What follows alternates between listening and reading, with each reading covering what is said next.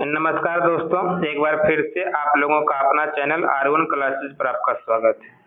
आज हम लेकर आए हैं क्लास 10th का फिजिक्स का पहला चैप्टर। क्लास 10th का फिजिक्स का पहला चैप्टर प्रकाश का प्रवर्तन। प्रकाश का प्रवर्तन चैप्टर का 15 VVI ऑब्जेक्टिव। कितना हुआ? 15 VVI ऑब्जेक्टिव लेकर आए हैं जो आपका 2026 के एग्जाम में आ सकता है।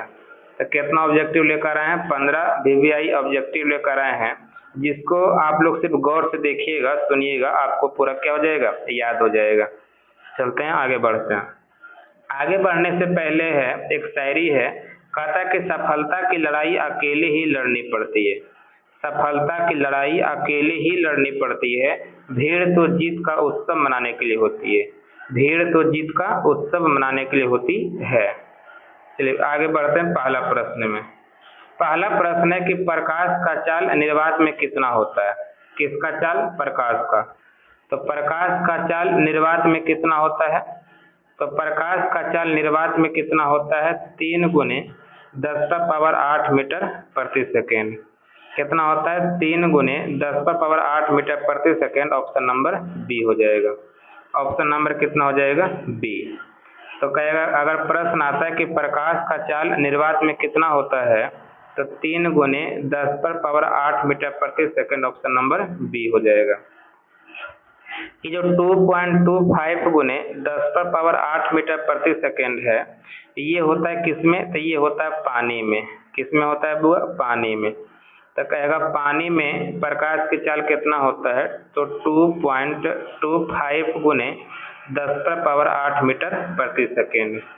ये जो अगला है 2 × 10⁸ मीटर प्रति सेकेंड, ये होता है कांच में। किसमें होता है? कांच में। कांच में होता है। तो कांच में कितना होता है? 2 × 10⁸ मीटर प्रति सेकेंड। उम्मीद है क्लियर हो गया। 3 × 10⁸ मीटर प्रति सेकेंड किस में होता है? निर्वात में प्रकाश की चाल होती है। और 2.25 × 10⁸ मीटर प्रति सेकेंड ये किस में होता है? पानी में प्रकाश की चाल होती है। 2 × 10⁸ मीटर प्रति सेकेंड ये किस में होता है? कांच में प्रकाश की चाल होती है। उम्मीद है कि पहला क्वेश्चन आप लोगों को पूरी तरह से क्लियर हो गया होगा। बढ़ते हैं अगला क्वेश्चन, दूसरा नंबर। दूसरा नंबर में कहता है कि प्रकाश का प्रवर्तन का कितना नियम है? तो प्रकाश का प्रवर्तन का कितना नियम है बुआ? 2 नियम।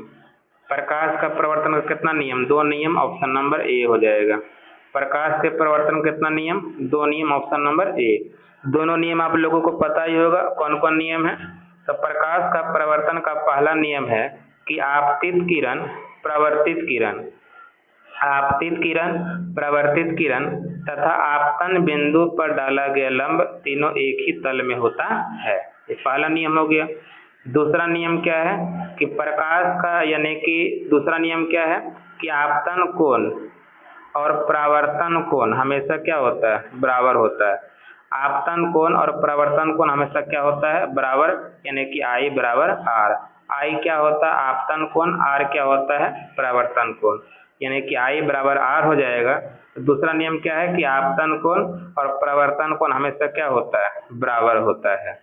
तो प्रश्न अगर आता है कि प्रकाश से प्रवर्तन के कितने नियम होता है, तो 2 नियम होता है। चलिए अगला प्रश्न 3 नंबर।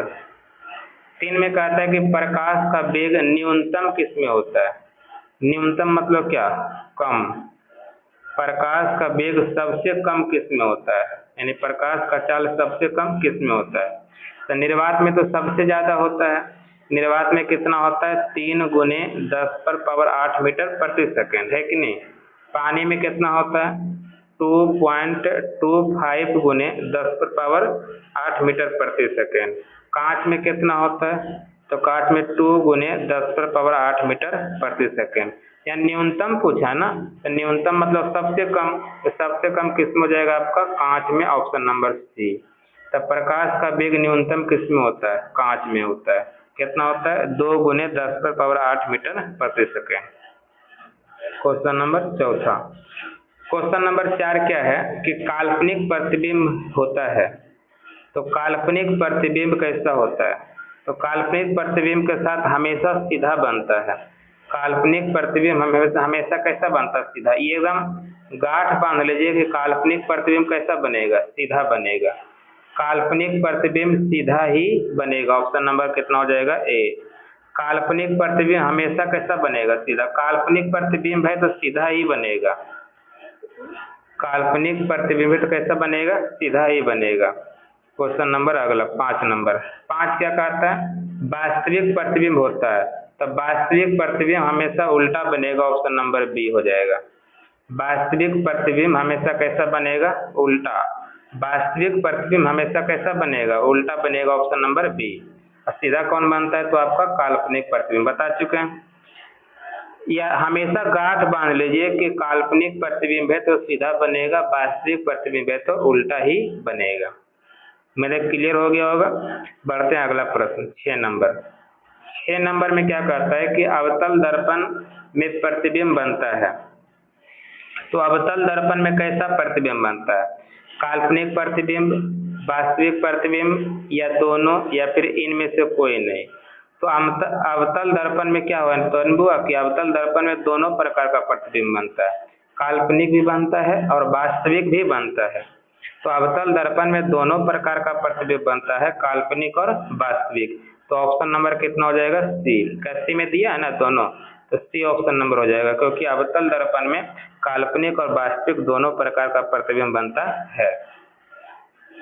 क्वेश्चन नंबर 7 में कहता है कि उत्तल दर्पण में प्रतिबिंब कैसा बनता है।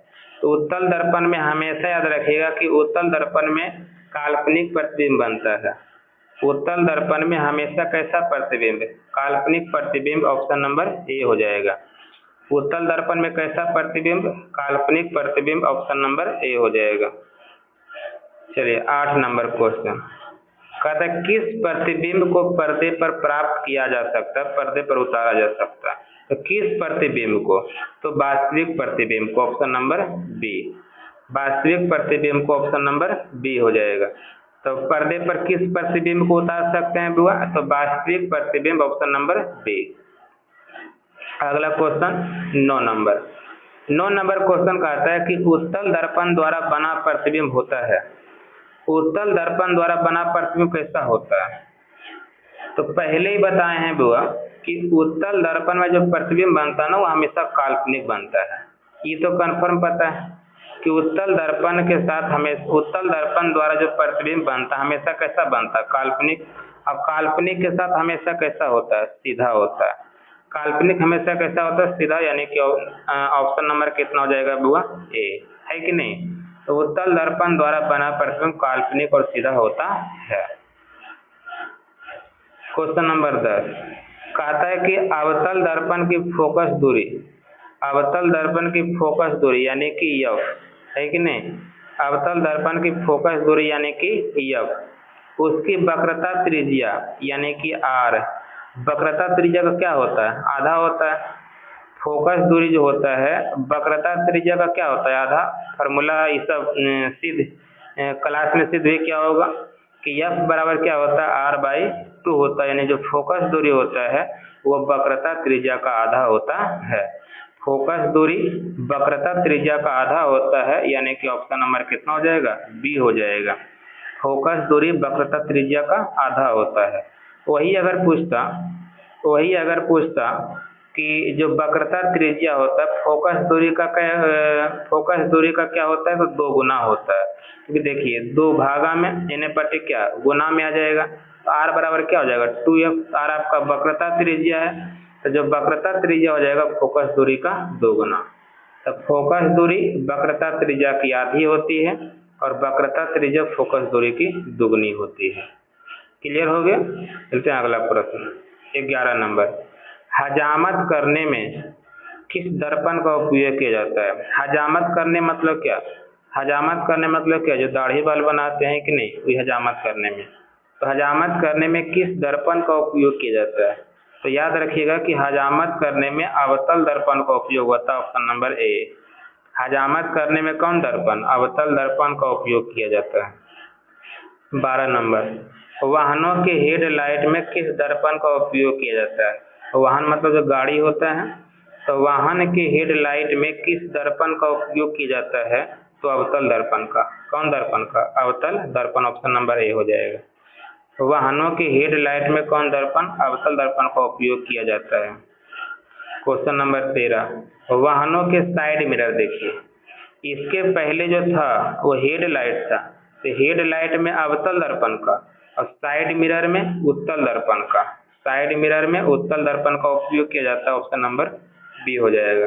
तो वाहनों के साइड मिरर में कौन दर्पण का उपयोग होता है? वो तो उत्तल दर्पण। Option number B.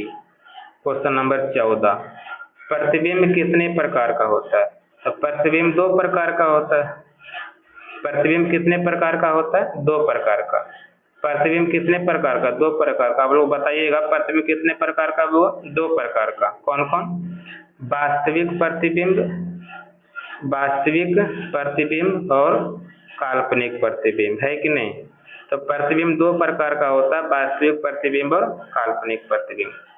Question number 15, last question है, दर्पण कितने प्रकार के होते हैं? तो दर्पण होता है तीन प्रकार का। दर्पण कई प्रकार का हुआ? तीन प्रकार का।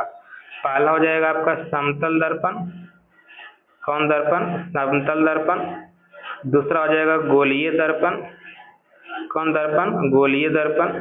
तीसरा हो जाएगा परवलयक दर्पण। परवलयक। कौन हो जाएगा? परवलयक दर्पण। तीसरा कौन हो जाएगा? परवलयक दर्पण। तो दर्पण कई प्रकार के? तीन प्रकार के। समतल दर्पण, गोलीय दर्पण, परवलयक दर्पण होता है। तो कितना क्वेश्चन हो गया? 15 क्वेश्चन। 15 क्वेश्चन आप लोगों का पर डे लाएंगे। कितना कितना क्वेश्चन हुआ? 15 क्वेश्चन। 15 क्वेश्चन आप लोगों का पर डे लाएंगे और हर एक चैप्टर का ऑब्जेक्टिव लाएंगे। एक चैप्टर में जितना ऑब्जेक्टिव मिलेगा सारा का सारा ऑब्जेक्टिव आपका करवा देंगे। तब प्रतिदिन कितना ऑब्जेक्टिव लेंगे बुआ? तो 15 ऑब्जेक्टिव। क्लियर है बुआ? तो आज के लिए इतना ही। आप लोग पूरा वीडियो को देखें, उसके लिए थैंक यू, धन्यवाद। और ज़्यादा से ज़्यादा क्या कीजिए कि चैनल को सब्सक्राइब कीजिए, शेयर कीजिए और लाइक कीजिए। धन्यवाद।